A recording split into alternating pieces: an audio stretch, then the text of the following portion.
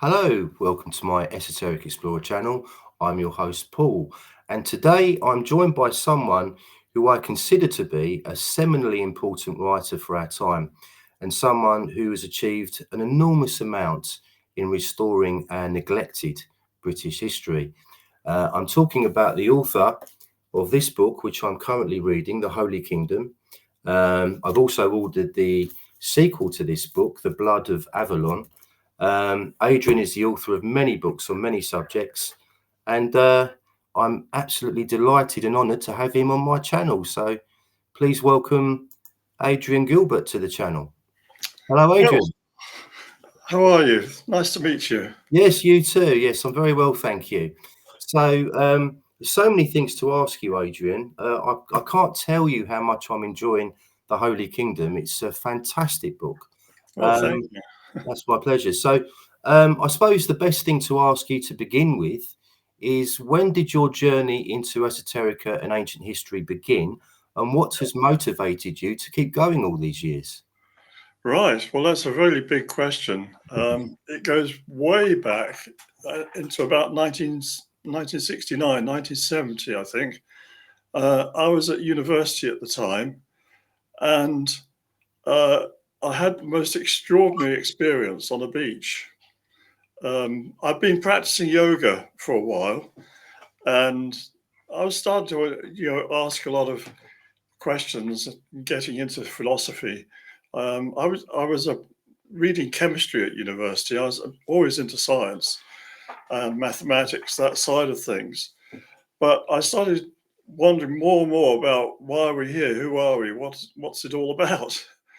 And I had this extraordinary experience. I was on a beach, and suddenly I went into this kind of cosmic consciousness, I think they call it, where I saw how the whole world, everything was all one thing.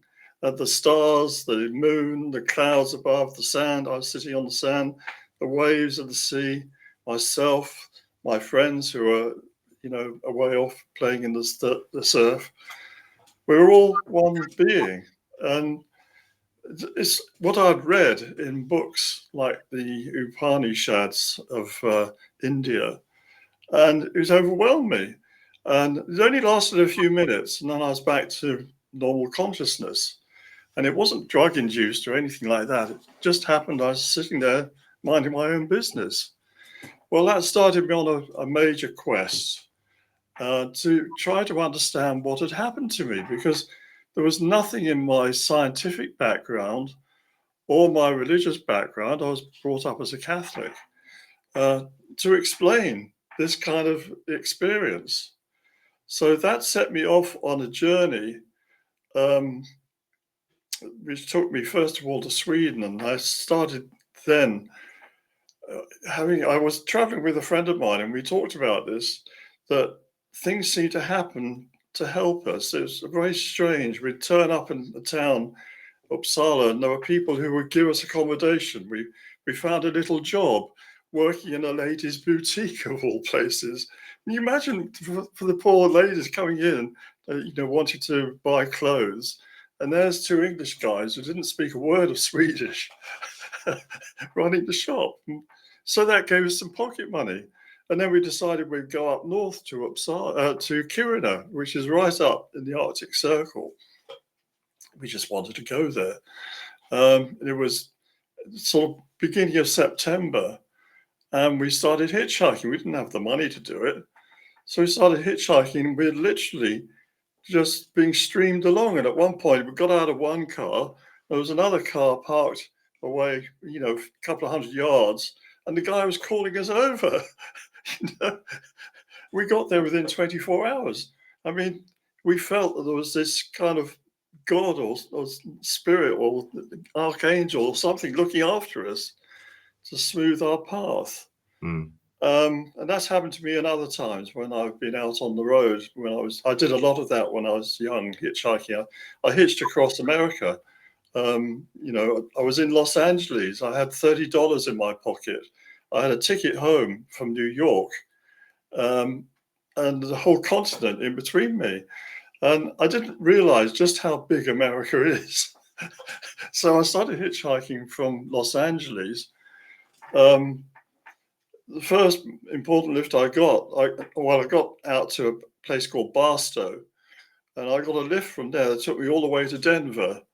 And then I was in Denver. I stayed there a couple of days looking around, and then I went back on the road, and I got another lift, which took me all the way to Chicago, which is an incredible, distance in those two lifts. And I was going to visit some friend or a friend of mine I'd met in Israel before, who was living in Wisconsin in a little town called Racine, which is just north of Chicago. So I went up there and I ended up staying there over winter. And then I went back to New York with my friend and his wife. They were going back to New York, which was where he was from. So I made my journey back to New York. These kind of extraordinary things happened to me in my youth, and books would fall into my hands. When I was in Sweden, I got this book called In Search of the Miraculous, which someone had in the house I was staying at. Pulled this book out, started reading. I couldn't put it down. It just blew my mind completely.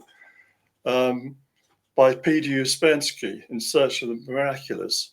And it seemed to explain all the questions I've been asking about what are we, why are we here, what is self-development? And it put me on the track of wanting to find a school. He talks about these schools of teachers that when you're ready, you'll find one. So I started wanting to find one. And cut a long story short, I did. I found various teachers, and I was able to develop my ideas, and I started having other experiences. I had an out-of-body experience when I was taken to heaven, and I was shown things, and I met very high archons up there. I was shown other things about the future of the world and things like that at another time.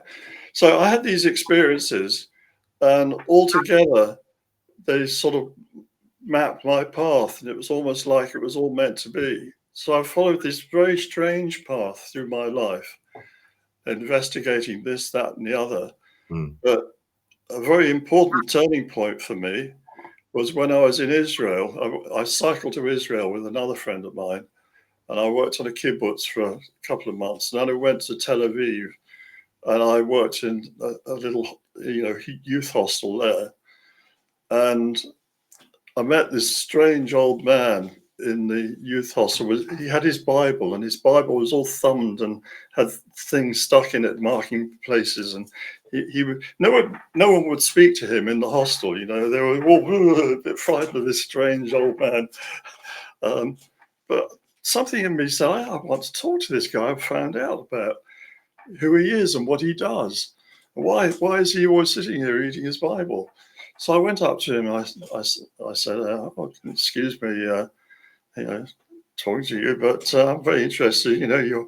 Isn't it interesting? We're here in Israel at the time when they come back, to Israel, the Jews."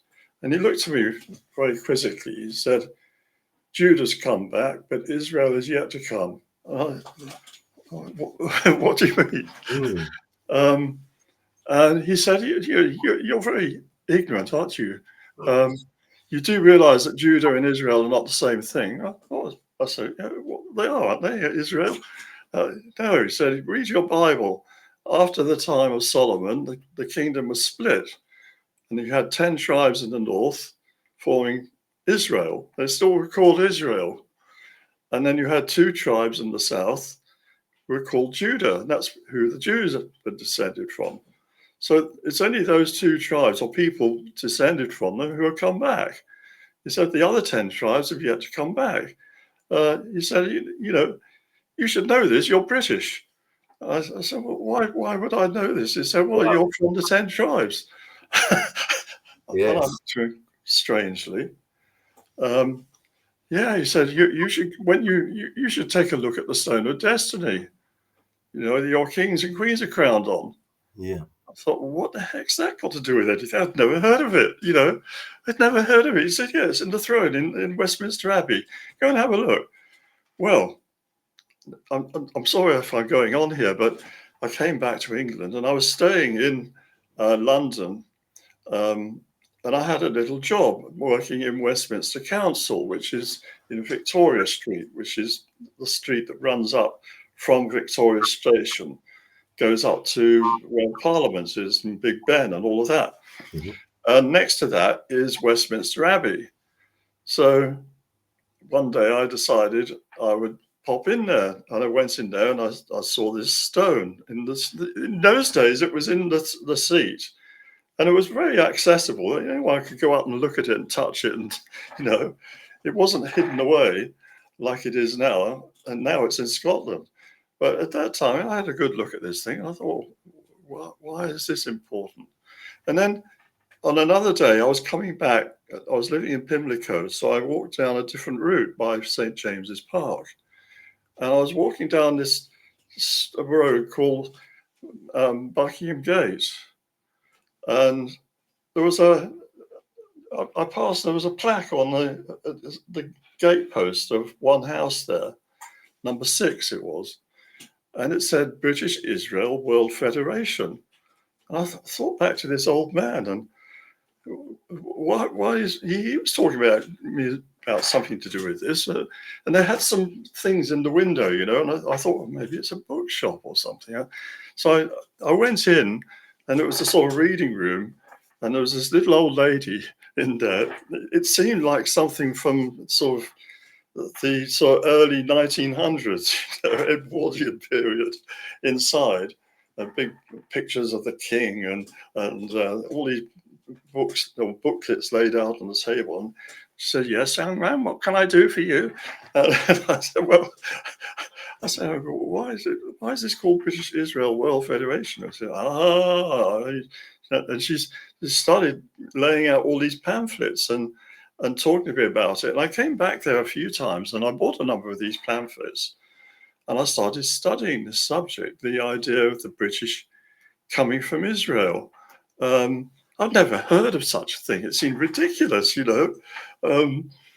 but there it was. And these people were saying this, and it seemed they had sort of royalty had been involved with them. At that time, I think their patroness was Princess Alice, who was, I think, the youngest daughter of Queen Victoria. So very, very strange. And that got me looking at that. But before we move on to the next question, I'll just say that while I was in Tel Aviv, I also had a job as a model, an art model in the local art school, just to pay a few extra shekels. And I got to know the students there, going along there each week, either paint you or sculpt you or whatever. And I was talking to this one lady there who was sort of wheelchair bound, very nice lady. And she said, "Well, Adrian, what are your plans?" I said, "Oh, well, I have plans. I'm going to go down to Eilat, which is right down in the south of Israel, on the, they call it the Gulf of Eilat. The Israelis renamed the Gulf of Aqaba to the Gulf of Eilat, rather as Donald Trump has renamed the Gulf of Mexico to be the Gulf of America." Anyway, I've been to Eilat, and there's a lot of construction work going on there at the time. And the pay was reported to be very good.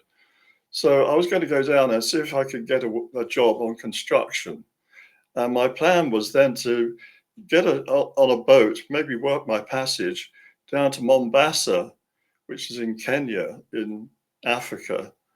And then from there, you could get boats going across to Bombay, as we called it in those days. They call it Mumbai now, but that was my plan. And I would go to India and I was going to find a guru, and the guru would teach me what I needed to know, and I'd become an enlightened person. That was the plan. And she looked at me and she said, "Adrian, don't do it." I said, "Why not? It seems a good plan." She said, "No." She said, "I grew up in Delhi.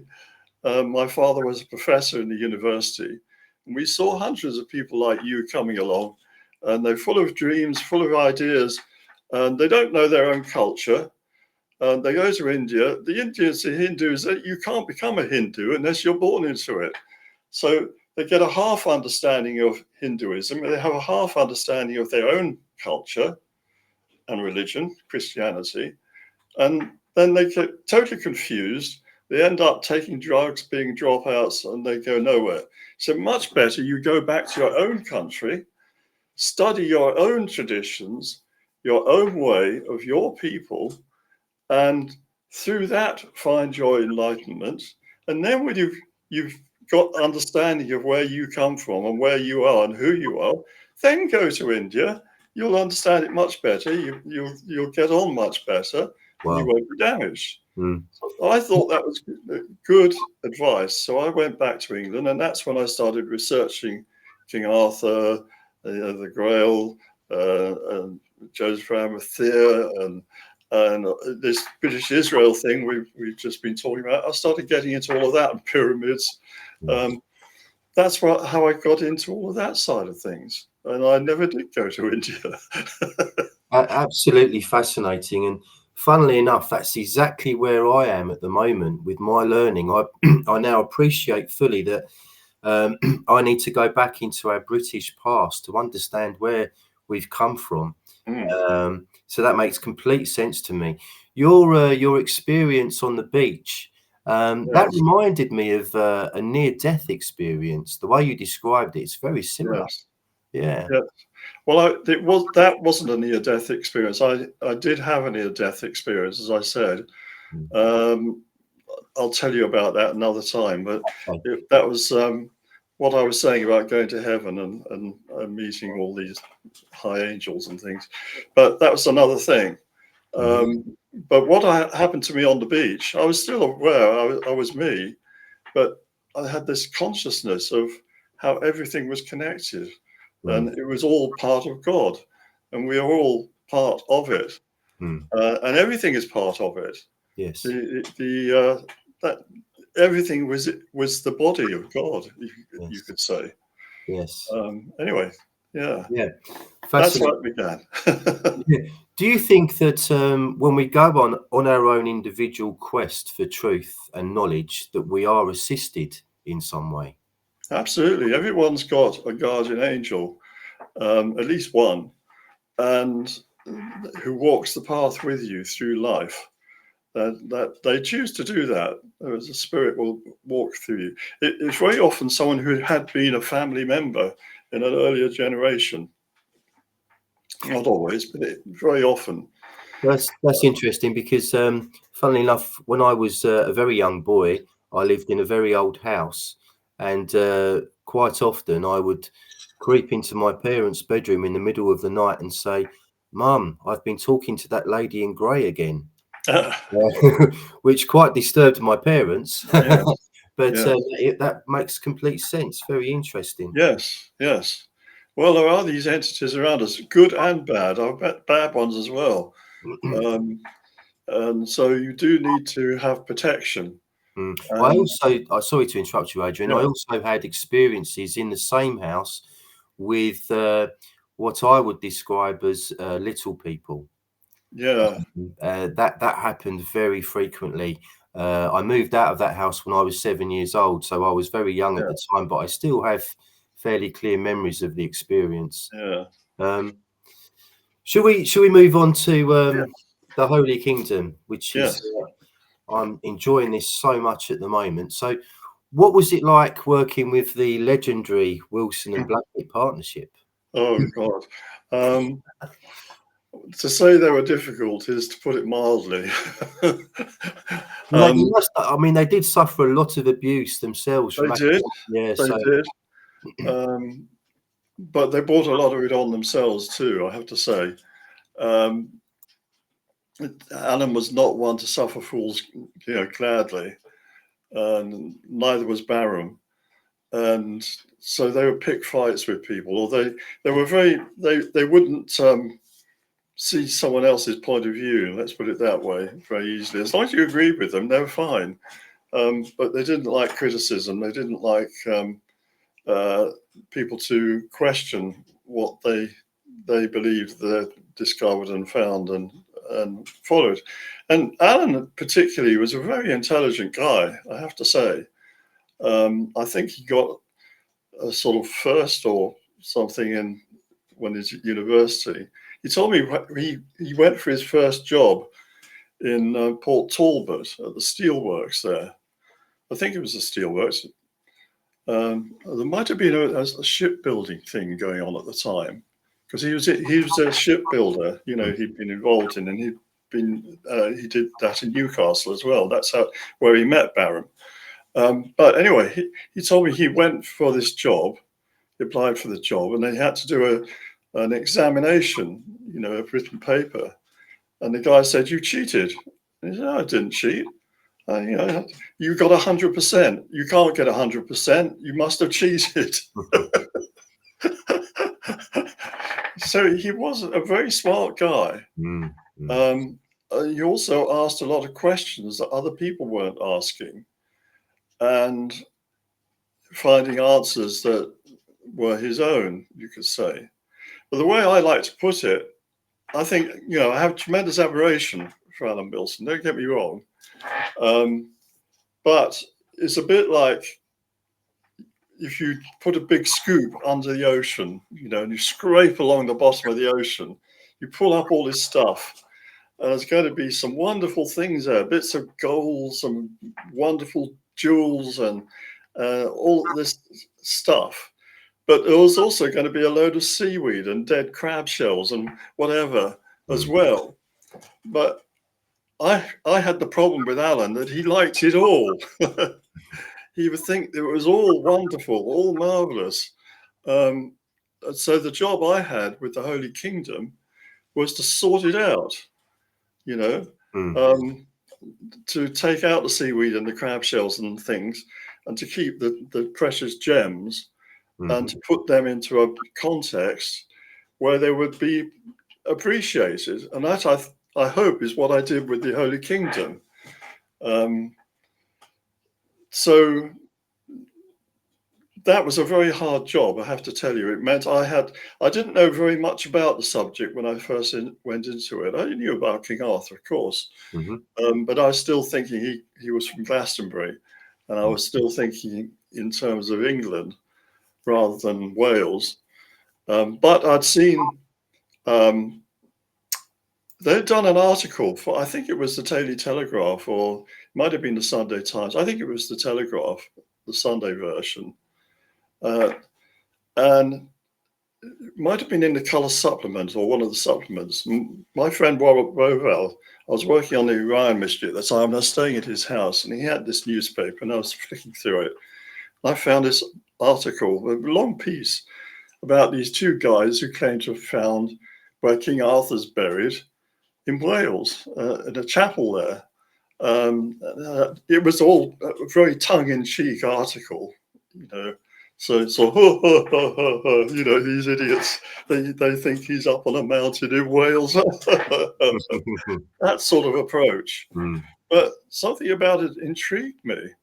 And I sort of locked this away in the back of my head. And it was quite a long time afterwards. I'm maybe digressing a little bit here, but it's a good story. I think you might enjoy it. I'd been working on the Orion mystery, as I said. And I also came to know a clairvoyant lady called Anne Walker.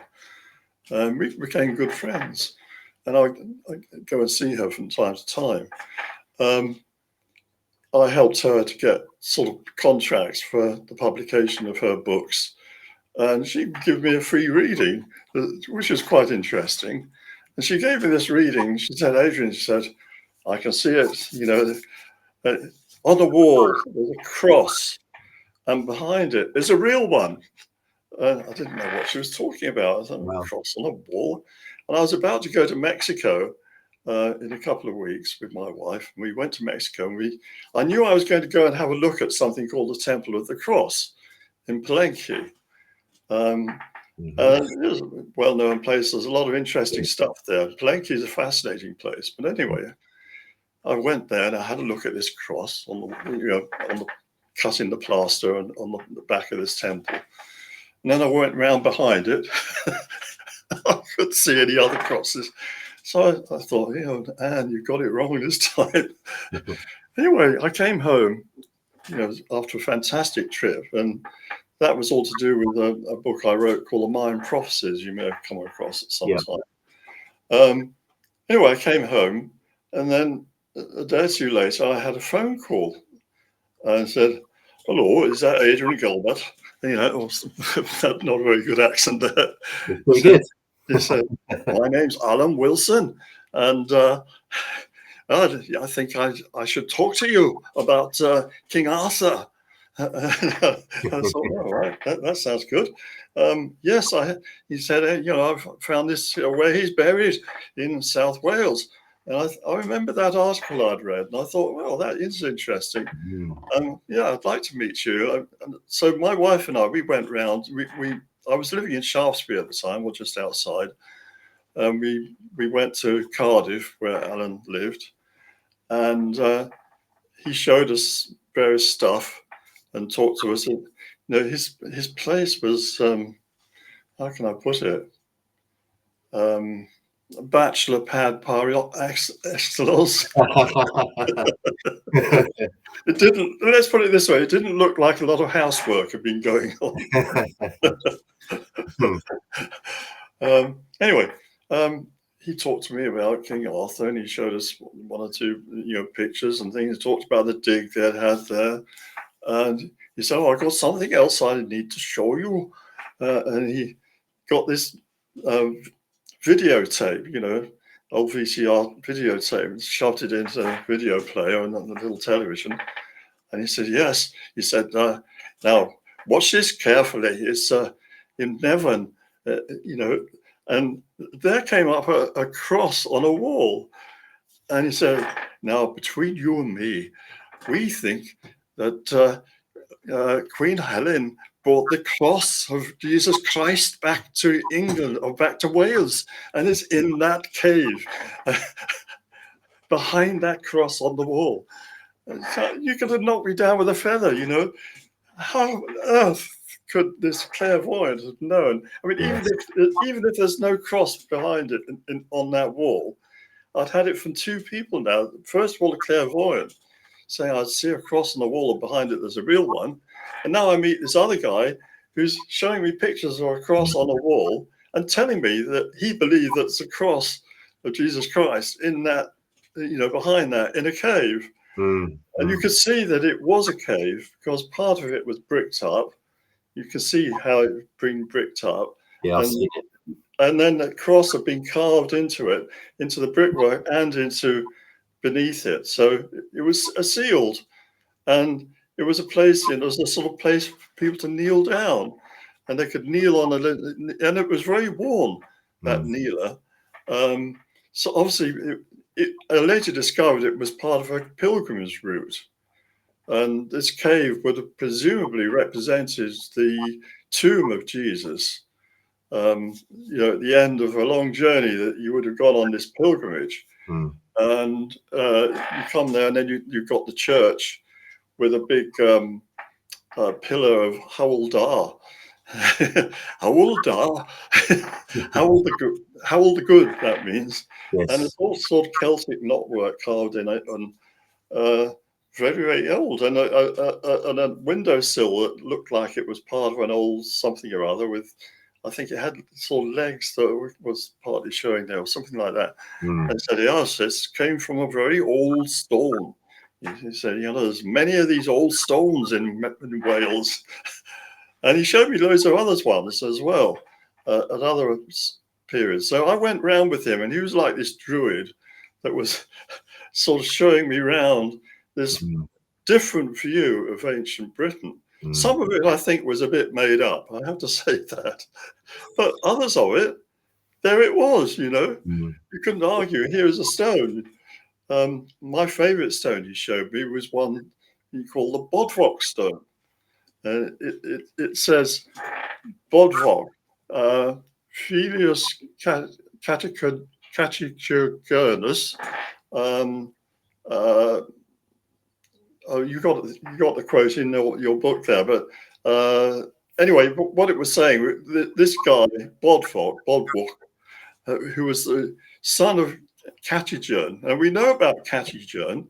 Cattigern was the son of Vortigern, one of them. And he had had a fight with the brother of Hengist. Hengist and Horsa were the two leaders of the Anglo-Saxons, or they were actually Jutes who landed in Kent and formed a kingdom and started the English invasion.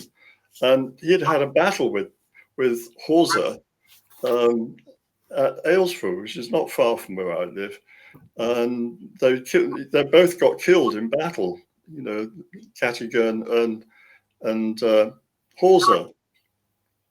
So we know who he was.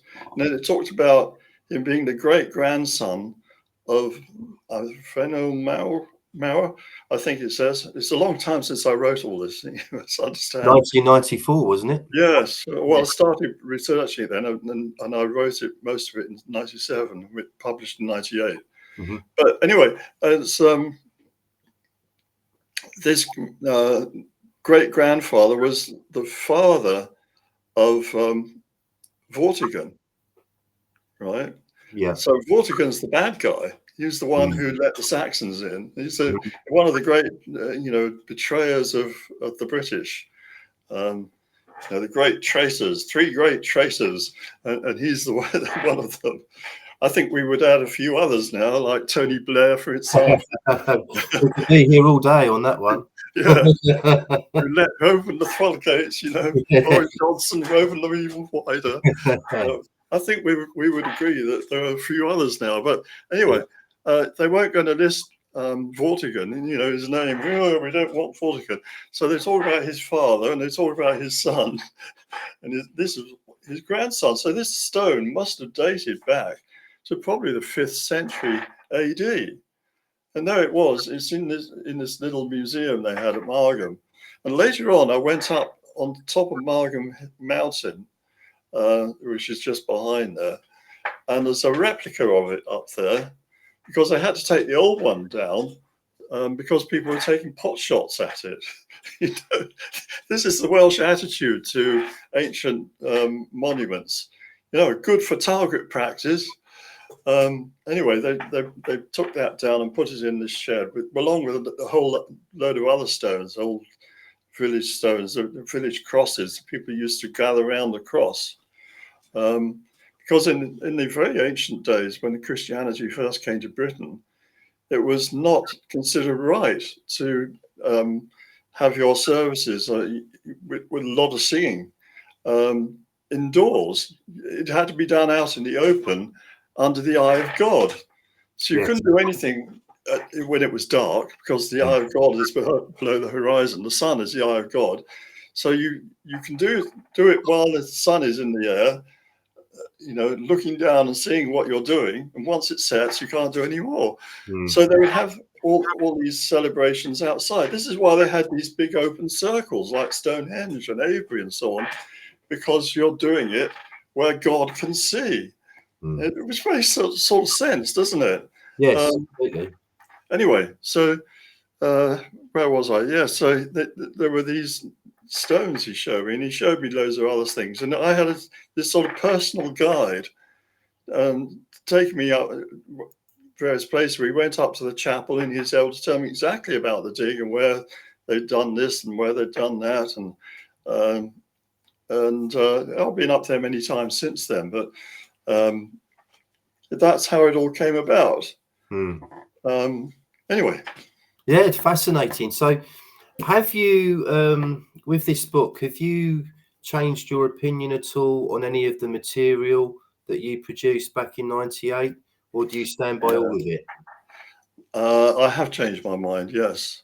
Okay, could you tell us? The main thing I've changed my mind about is Arthur the First. Okay. Yeah. Yeah. And who he was, right, and where he was. Now, they were very, very keen on this Arthur the First being the son of Magnan Llywelyn. Sorry, Adrian, just to clarify, this is the Arthur one that battled with the Romans. Am I right in saying that? Yes. Okay, please continue. Now, they told me that in the lists of the genealogies, he was called Arthun, this Androgathius. Now, I took the trouble to go to the British Library and actually have a look at the original book, which dates from the 9th century, I think, 9th, 10th century, very old, written on vellum, stinks to high heaven. You take it out of this plastic sheath and, and you open it up and it's all written in Welsh. And I went to these genealogies right at the back, and the writing is really tiny. And I didn't have my, I didn't have a magnifying glass with me as I would do normally. I wasn't expecting that, but obviously paper, it was written on animal skin, vellum. So they weren't going to waste a sort of millimeter of this vellum. So everything was written in tiny little writing. These genealogies of Owen, the son of Hywel. So I looked up this one and I looked down, and it didn't say Arthur, it said Antun. Yeah. Okay. So I thought, well, they told me it wasn't Antun. They assured me that it was Arthur. And other people had criticized them and said it was Antun. They don't know what they're talking about. They got the great advantage of complete ignorance. That's one of Alan's favorite sayings when he was castigating people who were criticizing this work.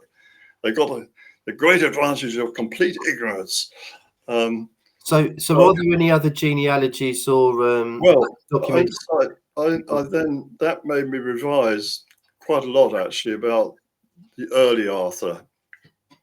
I mean, yes, of course, Magnus Maximus was a real character, and he's actually talked about in Geoffrey of Monmouth, under his own name, and how he invaded Gaul, and how he, defeated Gratian, the Roman emperor, and who was killed at Lyon. But the Roman histories or other histories say that Androgathius died in Yugoslavia, right, or that area. Okay. Alan was adamant that no, he must have escaped and come back to England or come back to Britain and carried on, and he was Arthur I. So they were then very determined that Arthur II was descended from Arthur I. Well, I'm now more of the opinion, which is backed up by Geoffrey of Monmouth and Nennius and other people, that the Arthur of the 12 battles came from, he was one of the children who was sent to Brittany, and he was descended from that line. You had Conan, who became the first duke or king of Brittany, came from Britain, and a lot of Britons did migrate to Brittany. Then you had Uther Pendragon and his brother Aurelius, who were brothers, and Arthur was the son of Uther Pendragon. So that is the normal way. And I then came to the conclusion that what had happened was that this Arthur, and this is what I write in this other book you were talking about, you're going to get soon. Yeah. Blood of Avalon. Yes. There's another place in Cornwall, on the Camborne River. No, not the Camborne, is it? Yes. Anyway, there's a river where he's supposed to, Cam Lan is where the last battle was fought with Mordred. Yes. And there is actually a big stone down there. It doesn't record Arthur or Mordred on the stone, but it's that epoch. And that river runs out very close to Tintagel. So I've come back to the idea that that's where that battle happened, because if you're coming from Brittany with an army because Mordred has usurped the kingdom while you've been away in Gaul, in Brittany or wherever, you would come back to Cornwall probably from Brittany. It's just across the way, isn't it? Yes. And I think that he died there, but he was then taken by barge to Glastonbury. But the Glastonbury is not where you think Glastonbury is. The real Glastonbury is in South Wales, in Glamorgan. And Alan actually I think he knew this, but he wasn't going to publicize it. That Arthur had been taken to the Iweni River, the Whitened River, and taken upstream to be buried on Manithagaya and St. Peter's Chapel up there. And it's called St. Peter's Chapel, and this is my own research that I did after that. And if you read the Mort Dartha, this famous Caxton book, Yes. first printed version of the Arthurian legend, printed, not written, it sort of ends with the death of Arthur, of course, and the faithful retainer that stays with him is a Sir Bedivere. Yeah. Oh, interesting name. Yeah. Bedivere in Welsh would be Bedwyr. Yeah. Yeah. That be now in Welsh is a very funny language. I don't speak it. I am half Welsh myself, by the way. My mother was Welsh. From Merthyr Tydfil. From Merthyr Tydfil, that's right. Yeah. And Bedwyr, when you sort of join the name of a saint to clan, clan means an enclosure or a church. Yeah. Clan, and I think the P changed to B. It does that in Welsh. So clan Bedir.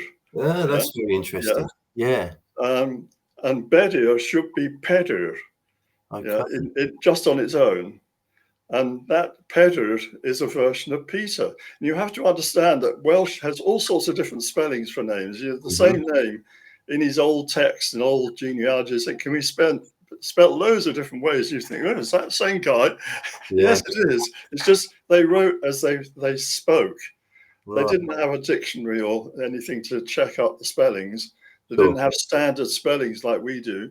They just wrote what they heard. Yes. And Pedir goes clan Bedir, and it's the Church of Peter. And Pedir is Bedwyr. So the hermitage on the hill is actually where Sir Bedivere spent the rest of his days. And it says that he spent his days guarding the tomb of King Arthur. He became a hermit living up there on top of the mountain with Arthur. And I believe he is the one who had buried the votive cross made of silver that they didn't tell me when we were writing the Holy Kingdom. It would have been put in there about the cross, but they kept that hidden from me. They didn't tell me. This is typical of them, They're they're very paranoid that people are going to steal their ideas and steal this and steal that. Very, very paranoid people. Well, I suppose, given the material that they were dealing with, I suppose it would be quite understandable for them to be quite defensive of it. Absolutely, quite guarded, Well, they'd had, I think, not long before I met them, they'd had a police raid on their house, and the police had a warrant, apparently, to search their house for the head of King Arthur. Imagine that. But they had the head of King Arthur, and Alan used to say, "Did they think I had the head of King Arthur tucked under my bed?" Wow. So it's they were a very strange couple, and they were absolutely convinced that MI5 were after them, and they moved from Cardiff to Brighton. Had a little house there, and I went down to see them.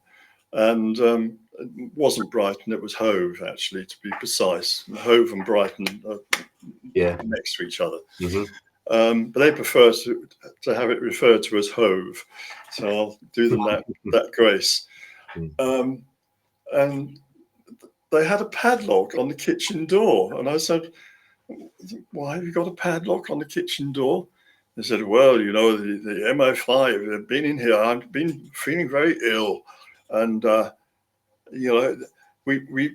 Baron, he decided we should go on holiday, and we went to Tenerife, and then I felt much better, and I'm sure they were poisoning me. And how would they be poisoning me? Well, they're very cunning, these people. They put the poison there. and they mix it into the sugar and the salt. So we put a lock on the door so that they can't get into the kitchen and tamper with our salt and sugar. I mean, well, make of that what. Maybe they're right. Maybe MI5 were after them.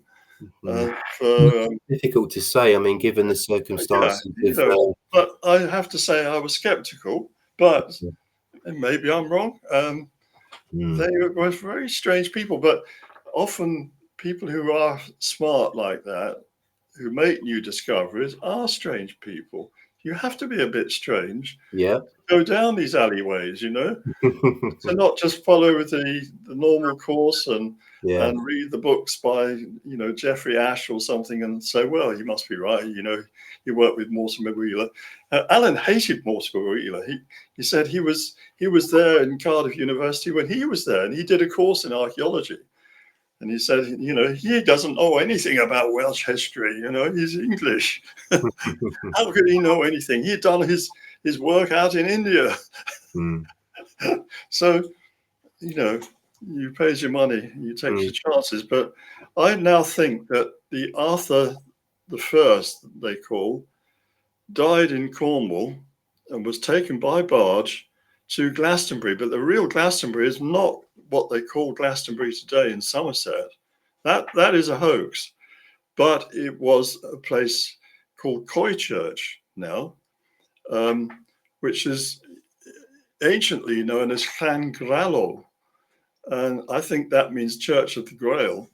And just flowing from there, from a place called Coity, where Coity Muster and all that, Coity, very interesting place. That castle is built inside what's clearly an old ring, an old core, as Alan would call it. It's not Norman, it's much older than that. They put the castle in there, and then when they extended it, they cleared away part of the ring so they could build out from it. From Coity, there's a hill there called the Bryn. Let me get this right. Avalon. It come to me in a minute. Yeah, the Bryn Glass, they call it. Yeah. Right. Okay. Bryn means hill, and glass means blue or green. So the blue-green hill. And there's a little stream runs from there called the Nant Brynglas, and that runs into the Iwenny River, right? The Iwenny River goes out and joins up with the Ogmore River. They come out at Ogmore on the coast, in the Severn Estuary there. So where the small river meets the larger river, in Welsh they would call it Aber, and they call it Aber whatever the name of the small river is. So this would be the Aber Brynglas. Yeah. So this is your Aber Glaston. Glaston is just a translation of Brynglas, and there's Brynglas all over the place in Wales. There's one outside Cardiff at Brynglas. It just means a grassy hill. Adrian, there's also a Glastonbury in, I think, Warwickshire. And Wilson and Blackett talked about this place in a document I've read on the National CV of Britain. And they said that this Glastonbury with BRI on the end was the actual place where Joseph of Arimathea visited. And I think I'm getting this right. There's a place close by called Oldbury and another place called Atherstone. Yes, near Atherstone. Atherstone. That's where they believe Arthur I is buried. That's correct. Yes. Do you? I don't believe that now. I did. I went along with that at the time, and they had this portion of a stone that they believed was part of his tombstone, but I never actually saw that stone. I only saw pictures of it. I saw the other one, and that other one is now in America. Apparently, they sent it out there, and there's a guy out in Ohio that has got all their stuff. And I spoke to him on the phone. And he told me he's got the publishing rights on all their works. And I said, well, not the Holy Kingdom, because I wrote that. But all the other books and their notes and everything, he had paid them for them, I presume. And so there's a lot of antagonism between him and your other friends. What's his name? Who's died recently, or about the same time as them, in Wales. Baron Blackett. Hmm? Baron Blackett. Are you talking about? No, not Baron. There's a guy in Wales that was doing loaded programs of them on YouTube, and Richard D. Hall. No, what's his name? Anyway, one of your people will probably tell you about this. Certainly, yes. Ross. Ross Broadstock, of course. Yeah, Ross yes. Broadstock.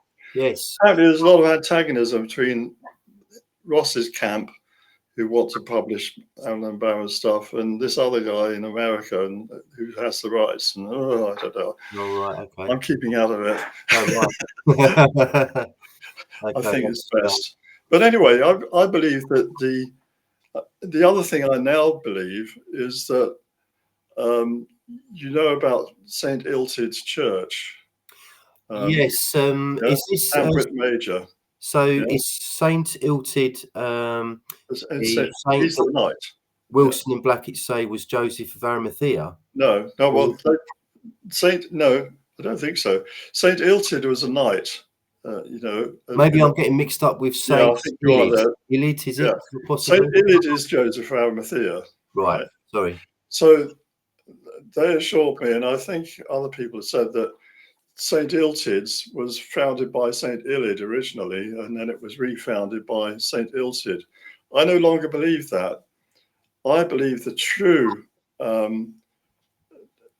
foundation of St. Illyd, yes. Right, Joseph of Arimathea, the core Urgine. Urgine is this princess, the daughter of Caractacus, who came back with Bran the Blessed.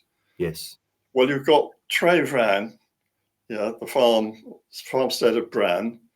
You've got Llan Illyd, which is where there's a church there, and there's a big round circle there growing up with trees, and it's got the most amazing atmosphere in it. And I believe that is the core Urgine, that he founded this circle for Urgine, the granddaughter of Bran, who was presumably living with her granddad in Trefran. And that's where they held the first Christian meetings. I believe the confusion is St. Illtyd's was founded by St. Illtyd, the knight, but the names Illtyd and Illyd are so similar that over time they got mixed together and people get confused about which is which. But there's no core there. I mean, it's a sort of rocky place, uneven. It's not where you would put a core, the grassy knoll type thing, circle. That would be up where Bran was hanging out, near Bran, where Joseph lives, right next to Monitha, which is where King Arthur's buried. So it's all there, and this is all within the lordship of Coity. And when you read my other book, The Blood of Avalon, you see that the lordship of Coity knew all this, and they kept it going right up. That was the last part of Wales to come under the crown of England. The last part of Wales. There's this little lordship for a particular reason, but I won't go into that now. But anyway, that descended from the lords of Coity. There was a marriage of the last heiress, a lady called Barbara Gamage, who married Sir Robert Sidney, who became the Earl of Leicester. He was the nephew of the famous Earl of Leicester, who was the boyfriend of Queen Elizabeth I. He was his nephew. And they had children. And down that lineage, you follow that lineage down, there was a daughter, a granddaughter of theirs called Saccharissa, who married into the Spencer family. And Princess Diana was descended from them. Yeah. Wow. So she was she really was a princess of Wales. Wow. Isn't that amazing? Yes. I didn't know that at all. Yeah. Well, I followed these family trees, these genealogies up to the present. You find this whole these Welsh families, prominent families from Wales, after the time of Henry VII, who was Welsh, of course, came on the throne. Their time came back, and they became very important nobility in England, particularly the Herbert family. Right. the Herberts. So you can read all that in the Blood of Avalon. I will be. I'm The looking Sydneys forward were to it. connected. And We're the actually, the sorry, go on. the Sydney Arms is the broad arrow, which is like that. With this arrow, it's the Arwen symbol. Right. Okay. Yeah. So anyway, there's some things to think about. Just a bit, yes. Adrian, this has been absolutely fascinating. We're approaching the hour mark now. Yes. First thing, I'd love to get you back on, particularly when I've finished. I've probably got, another few days of reading this, but Yeah. perhaps when I've finished, I might get you back on to ask you some questions on this. Yes. I'd love to get you on our live stream. Yeah. We'll do that. Written. That'd be fantastic. Before I let you go, can you tell us more about any projects you're working on currently, future projects? Yes. I was talking about esoteric schools. I've set one up of my own, which is called the Invisible College. I've just signed up. Yep. Yeah, you just signed up for it. So I put a load of free lectures on YouTube for people on all sorts of subjects, but the people who are members of the college, I'm taking them on a journey. And hopefully they're going to get, the nights in it particularly, I refer to as my round table. And we're going to find the Grail. I've had a sip from the Grail before. I know what it is. But hopefully they'll find it out too. Is it just one thing, or is it multiple things, or it's a concept and it's an experience. Oh, I bet. Okay. You are the Grail. Yes, just a bit. Yeah. I think we better leave it there. Yeah. Brilliant. Okay. Well, thank you so much for joining me today, Adrian. I've really enjoyed it. Please, anyone who's watching this, please check out Adrian's YouTube channel. It's fantastic. Adrian Gilbert 1, it's called. That's the one. Yeah, there are many videos on there. And I really enjoyed watching the Forgotten History of Britain series. It's a 7-part series. Watched it recently, and it really acted as a springboard for the live stream I'm doing at the moment. So I highly encourage you to check that out. Adrian, thank you so much for joining me today. I hope to speak to you again in the future. Well, thank you, Paul, and I look forward to it myself. Pleasure. Thank you. Brilliant. Okay. Please like, share, and subscribe, everyone. See you soon. Thank you. Bye-bye.